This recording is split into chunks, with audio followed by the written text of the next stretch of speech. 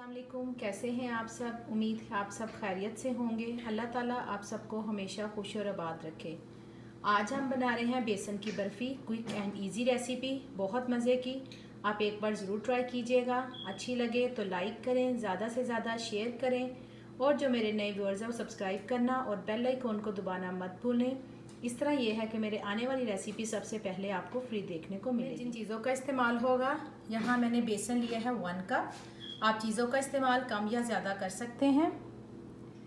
देसी घी है मेरे पास 1/2 कप, शुगर 1/3 कप, ये मेरे पास सूजी है 1/4 कप से थोड़ी कम है, और साथ में हम ये ग्रीन जो इलायची, जो सब्ज़ इलायची उसका पाउडर है वो यूज़ करेंगे। तो सिर्फ इन चीज़ों का इस्तेमाल होगा और बहुत ही मज़े की बेसन की बर्फ़ी तैयार होगी। चलिए इंशाल्लाह अब स्टार्ट करते हैं। बर्तन में हम घी डालेंगे। अगर आपको नट्स वगैरह पसंद है या मुरब्बा पसंद है तो आप इसमें डाल सकते हैं, लेकिन मैं उन चीज़ों का इस्तेमाल नहीं कर रही। जैसे ही घी हमारा मेल्ट हो जाए तो हम इसमें बेसन ऐड कर देंगे। बिस्मिल्लाह। अब बेसन को मैं इतना फ्राई करूँगी कि बेसन की जो है कच्चापन दूर हो जाए और खुशबू आने लगे और हल्का सा कलर आ जाए, और आपने मुसलसल चम्मच चलाते रहना, बिल्कुल भी चम्मच नहीं छोड़ना, वरना क्या होगा, गुठलियाँ बन जाएंगी। ये देखिए मैं इसे तब से मुसलसल चम्मच चला रही हूँ, और आप ये नोट करें कि इसमें बबल्स भी आ रहे हैं, लेकिन अभी वो स्मेल आनी नहीं शुरू हुई क्योंकि बेसन कच्चा है और मैंने आंच भी दरमियानी रखी है। तो बस आपने चम्मच चलाना नहीं छोड़ना, वरना क्या होगा कि बेसन नीचे लग जाएगा और फिर जल जाएगा तो स्मेल आएगी। तो इसको हम 2 से 3 मिनट और भूनेंगे ताकि बेसन का कच्चापन दूर हो जाए। ये देखिए इसको भूनते हुए मुझे तकरीबन 10 मिनट हो चुके हैं, और आप देख रहे हैं कि इसका कलर भी चेंज हो गया, डार्क हो गया, और अब बेसन का जो कच्चापन है वो भी दूर हो गया, आपको खुशबू आने लगेगी। अब हम इसमें जो सूजी ऐड कर देंगे, और सूजी डालने के बाद भी तकरीबन हम इसे 5 से 10 मिनट दोबारा से भूनेंगे। सूजी डाल के मज़ीद इसे मैंने 5 मिनट भूना, मुसलसल मैं हिलाती रही थी, आंच मैंने दरमियानी रखी है। अब इसमें शुगर डाल देंगे। आप देखिए कि शुगर मेरी बिल्कुल पाउडर नहीं है, लेकिन बारीक शुगर है, तो आप भी बारीक कर लेंगे तो जल्दी मिक्स हो जाएगी। तो अब शुगर डाल के, और इलायची का पाउडर भी मैंने इसमें डाला 1/4 टीस्पून। अगर आपको नहीं पसंद उसकी स्मेल तो आप ना ऐड करें, लेकिन ये कि वो अच्छा लगता है। तो इस स्टेज पे आप इसमें उतारने से पहले नट्स वगैरह जो आपको पसंद है आप ऐड कर सकते हैं।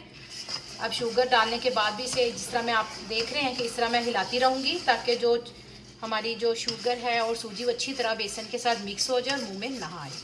जब मैं सूजी डाल के भून रही थी तो ये देखें इस तरह काफ़ी गाढ़ा हो चुका है, लेकिन ये कि हमारी सूजी जब आप चेक करें तो मुंह में आती है, तो वो नहीं आनी चाहिए। तो मैंने क्या किया था कि 1/2 कप, यही जो हमारा मेजरिंग कप है, ये मैंने 1/2 कप इसमें पानी ऐड करके दोबारा चूल्हे से उतार के, या चूल्हे को ऑफ कर लें, तो इसको मुसलसल हिलाया, तो ये देखें दोबारा से माशाल्लाह थिक हो गया और बर्तन को छोड़ा है। जब ये बर्तन को छोड़ दें तो समझे कि ये रेडी होने वाला है। अब मैं 1 से 2 मिनट इसको और करूँगी ताकि जो बेसन है, सूजी है, उसका कच्चापन दूर हो जाए और जो शुगर वो अच्छी तरह इसमें मिक्स हो जाए। तो दोबारा से मैंने इसमें 1/2 कप और पानी ऐड किया, तो तकरीबन मैंने 1 कप पानी इसमें ऐड कर दिया है। आपने इकट्ठा पानी ऐड नहीं करना जब आप देखें कि गाढ़ा है, क्योंकि जब हम आप इसे खा के चख के देखेंगे तो आप देखेंगे कि सूजी का टेस्ट आएगा, वो बिल्कुल नहीं आना चाहिए। तो अब मैंने क्या किया, आधा कप और ऐड कर दिया, और बिल्कुल हल्की आँच है, और देखिए मैं इसको मिक्स कर रही हूँ, तो पानी भी खुश्क हो जाएगा और जो सूजी हल्का सा जो आपको टेस्ट आ रहा है सूजी का, वो भी ख़त्म हो। देखें ये माशाल्लाह ऐसे बिल्कुल मुलायम बनेगा। तो अगर आपको ज़रूरत पड़े तो आप और पानी ऐड कर सकते हैं, और ये बिल्कुल मुलायम है, उस शक्ल में ये बर्फ़ी रेडी होनी चाहिए। तो मैं इसको और हिलाती हूँ ताकि जो पानी खुश्क हो जाए और जो सूजी हमें खाने में आ रही है वो भी बिल्कुल ना आए। अल्हम्दुलिल्लाह ये रेडी है। जब पानी खुश्क हो गया था और सूजी का टेस्ट भी बिल्कुल इसमें बेसन के साथ मिक्स हो गया था, तो मैंने इसको डिश आउट कर लिया है। थोड़ा देर हम इसे ठंडा होने देंगे, उसके बाद 2 से 3 घंटे के लिए इसे फ्रिज में रखेंगे, तो इसके ठंडा होने के बाद मिलते हैं। अल्हम्दुलिल्लाह देखें बहुत ही मज़े की ये हमारी बेसन की जो बर्फ़ी है वो तैयार है। इसको तकरीबन हमने 3 से 4 घंटे फ्रिज में रखा था, और उसके बाद हमने कटिंग कर ली। आपको जैसी इसकी कटिंग पसंद है आप उस तरह कर लीजिए, और साथ में हमने इसके मिडल में थोड़ा पिस्ता रख दिया है, तो ये भी ऑप्शन में है। तो इसे ज़रूर बनाइए और मुझे बताइए कि आपको कैसी लगी, और देखें कितनी आसान और क्विक रेसिपी है। इजाज़त चाहती हूँ, इंशाल्लाह फिर आऊँगी बहुत जल्द एक नई और आसान रेसिपी के साथ। दुआओं में याद रखिएगा। अल्लाह हाफिज़।